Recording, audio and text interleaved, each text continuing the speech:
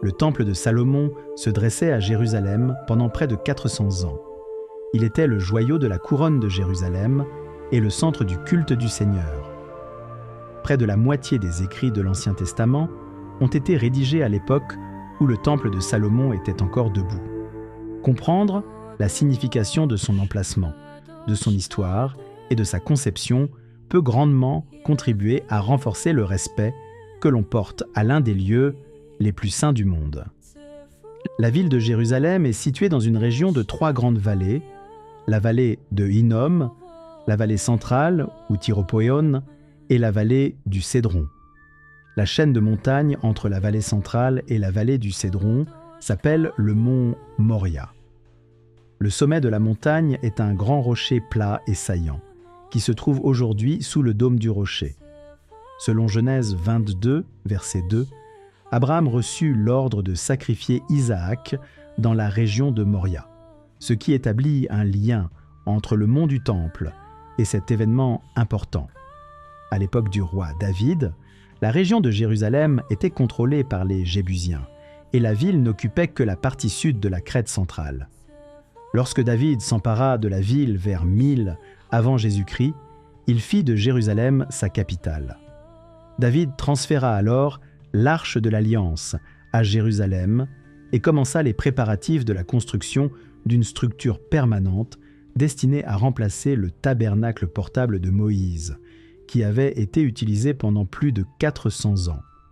La ville antique de Jérusalem étant assez petite, David acheta l'aire de battage d'Aravna le Jébusien afin de pouvoir agrandir la ville. Étant plus élevé que la ville de David, le sommet de la colline serait un bel endroit pour construire le temple du Seigneur. Sous le règne du fils de David, le roi Salomon, la construction du temple commença. Après 7 ans de construction, vers 960 avant Jésus-Christ, Salomon acheva la construction du temple, très probablement sur ce même rocher saillant du mont Moria. Salomon se fit également construire un nouveau palais, juste au sud du temple, et étendit les remparts et la ville jusqu'au sommet du mont Moria. Le temple de Salomon était conçu sur le modèle du tabernacle de Moïse. En raison des nombreuses similitudes entre le tabernacle et le jardin d'Éden, de nombreux spécialistes pensent que le jardin d'Éden était le prototype du tabernacle, et donc des temples ultérieurs. Selon la tradition juive, l'Éden était situé sur une colline, avec l'arbre de vie et l'arbre de la connaissance du bien et du mal au centre de la colline. La Bible enseigne que lorsqu'Adam et Ève transgressèrent et prirent du fruit défendu, ils furent chassés vers l'est. Des chérubins et une épée flamboyante furent alors placés à l'entrée est pour les empêcher de prendre de l'arbre de vie, car ils vivraient alors éternellement dans leur péché.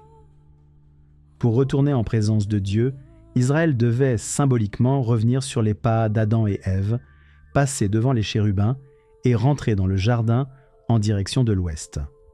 Le tabernacle était installé dans cette même progression d'est en ouest, semblant reproduire le jardin d'Éden. Le tabernacle était divisé en 3 cours principales, le parvis extérieur, le lieu saint et le saint des saints. Le parvis extérieur représentait le monde déchu, tandis que les parvis intérieurs représentaient un mode de vie plus sacré et plus saint. En substance, lorsque le grand prêtre, qui représentait tout Israël, progressait à travers le tabernacle ou le temple, il quittait le monde pour entrer dans un état plus saint, puis était en mesure de rentrer en présence du Seigneur en passant devant les anges ou les chérubins brodés sur le voile. Le temple de Salomon reproduisait cette même progression en 3 niveaux, en doublant la taille du plan du sanctuaire du tabernacle pour la structure du temple. Lorsqu'on s'approchait du temple de Salomon, la première chose que l'on remarquait était l'autel d'airain des sacrifices. L'autel mesurait 20 coudées de long et de large, et 10 coudées de haut, une coudée étant la longueur du coude jusqu'au bout du doigt le plus long, soit environ 1,5 pied. Aux 4 coins de l'autel se trouvaient 4 cornes, les cornes représentant souvent la puissance. C'est là que les animaux sacrifiés étaient brûlés, représentant le sacrifice futur du Sauveur Jésus-Christ. Du côté sud-est du temple se trouvait la mer d'airain ou de fonte, qui reposait sur le dos de 12 bœufs, 3 pointant dans chacune des directions cardinales. Dans l'Antiquité, les bœufs représentaient la force, et le nombre 12 représentait souvent les 12 tribus d'Israël. L'eau de la grande mer d'airain était versée dans 10 bassins d'eau en bronze, de part et d'autre du temple, qui pouvaient ensuite être transportés dans le parvis extérieur pour divers rituels de lavage et de nettoyage par les prêtres. Autour des côtés sud, ouest et nord du temple se trouvaient 3 étages de chambres ou de salles de stockage. Le mur intérieur des chambres était en gradin de manière à créer un rebord où les poutres des planchers pouvaient reposer. On accédait aux salles de stockage par une porte située du côté sud du temple, avec des échelles en bois montant à chacun des étages. À l'avant du temple se trouvaient 2 grands piliers de bronze qui flanquèrent le porche. Le pilier de gauche s'appelait Boaz et le pilier de droite Jachin. Les sommets étaient décorés de pétales de fleurs de lys et de grenades. Les grenades étaient un signe de prospérité et de postérité en raison de leurs nombreuses graines et se trouvaient également sur l'ourlet inférieur des vêtements du grand prêtre.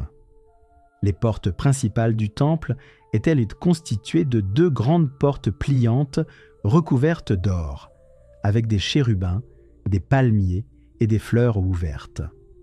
La Bible décrit le cadre de la porte comme étant un quart du mur, ce qui signifie, selon la plupart des spécialistes, que la porte avait 4 cadres en gradin. La porte intérieure du Saint des Saints était similaire, mais avec 5 cadres au lieu de 4. Les prêtres, qui représentaient Israël, étaient les seuls autorisés à entrer dans le temple intérieur. Cela signifie qu'Israël ne pouvait entrer que par l'intermédiaire des prêtres. Une fois les portes principales franchies, on entrait dans le lieu saint, une grande pièce de 40 coudées de long, 20 coudées de large et 30 coudées de haut. La pièce était recouverte d'or et décorée de chérubins, de palmiers et de fleurs ouvertes, faisant peut-être allusion à la beauté du jardin d'Éden. La pièce était éclairée par les 10 grands chandeliers, 5 de chaque côté de la pièce, qui brûlaient constamment, et par d'étroites fenêtres de chaque côté du haut de la pièce. Du côté droit de la pièce se trouvait la table des pains de proposition, qui comportait 12 grands pains plats ressemblant à des pitas. Les prêtres mangeaient et remplaçaient les pains de proposition chaque sabbat, comme nous le faisons chaque semaine, en prenant le pain de la communion ou du sacrement. Dans l'Antiquité, rompre le pain et partager un repas avec quelqu'un signifiait que l'on était en paix avec lui, et était un signe de fraternité, d'amour et de pardon. Juste devant le Saint des Saints se trouvait l'autel des parfums. L'autel était semblable à l'autel des sacrifices, en ce sens qu'il avait une empreinte carrée et qu'il avait également 4 cornes, une à chacun des coins. Cependant, sur l'autel des sacrifices, on brûlait la chair des animaux, tandis que sur l'autel des parfums, on brûlait une douce combinaison d'encens. L'encens qui brûlait devant le voile du temple représentait les prières des saints qui montaient vers Dieu devant le voile. Un rappel qu'avant de pouvoir entrer en présence de Dieu, notre vie, nos prières et nos actions doivent devenir une douce saveur pour le Seigneur. Seul le grand prêtre pouvait entrer dans le Saint des Saints, et seulement un jour par an, le jour des expiations. Avant d'entrer, le grand prêtre passait par un voile magnifiquement brodé de fils violets, rouges, bleus et blancs. Les couleurs étaient les mêmes que celles utilisées dans l'éphod et le pectoral des vêtements du grand prêtre, moins le fil d'or. Sur le voile étaient brodés des chérubins, qui gardaient symboliquement la demeure de Dieu. Lorsque le grand prêtre passait à travers le voile, il devait passer devant ces anges qui, comme dans le jardin d'Éden, gardèrent le chemin du retour en présence du Seigneur. En entrant dans le Saint des Saints, on constatait que la pièce avait la forme d'un cube parfait, de 20 coudées, de large, de long et de haut. Les murs étaient également recouverts d'or et décorés de chérubins, de palmiers et de fleurs ouvertes.